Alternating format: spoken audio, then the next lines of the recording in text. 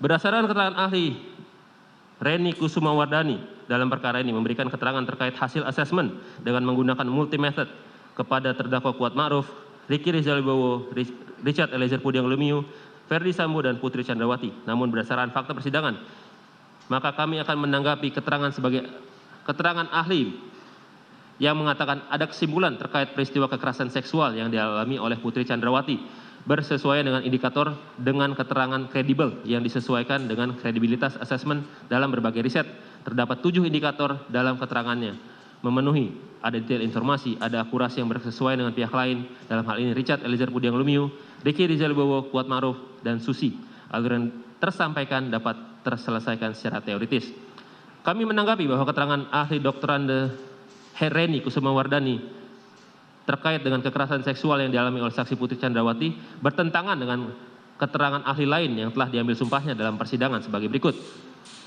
Bahwa berdasarkan keterangan ahli Aji Febrianto selaku ahli poligraf dalam persidangan mengatakan bahwa saksi Putri Chandrawati terindikasi berbohong ketika diperiksa dan diberi pertanyaan apakah Anda berselingkuh dengan Joshua di Magelang, yang juga dinyatakan dalam berita acara pemeriksaan laboratorium kriminalistik nomor lab 392 9 September 2022.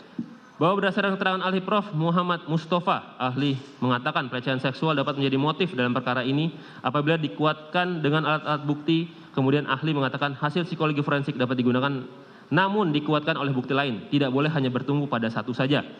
Bahwa berdasarkan keterangan saksi Beni Ali dan Susanto Haris mengatakan bahwa saksi Putri Chandrawati mengatakan adanya kekerasan seksual yang dialami di rumah Duren 3 pada tanggal 8 Juli 2022. Dan pada akhirnya diketahui bahwa tidak ada kekerasan seksual yang terjadi di rumah Duren 3 pada tanggal 8 Juli 2022. Bahwa berdasarkan keterangan saksi Richard Eliezer Pudiang Lumiu dan keterangan saksi Susi menyatakan bahwa tidak mengetahui adanya pelecehan di rumah Magelang pada tanggal 7 Juli 2022. Sehingga keterangan para saksi ini tidak sesuai dengan keterangan ahli Reni Kusumawardani yang menyatakan bahwa kesesuaian informasi mengenai pelecehan seksual yang dialami oleh saksi Putri diperoleh dari keterangan Susi dan saksi Richard Eliezer Pudiang Lumiu.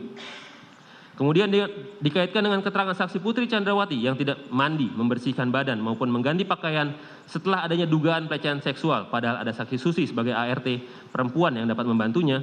Tindakan saksi Putri Chandrawati yang sama sekali tidak memeriksakan diri ke dokter pasca dugaan pelecehan seksual, padahal saksi Putri Chandrawati adalah merupakan seorang dokter yang sangat peduli dengan kesehatan dan kebersihan.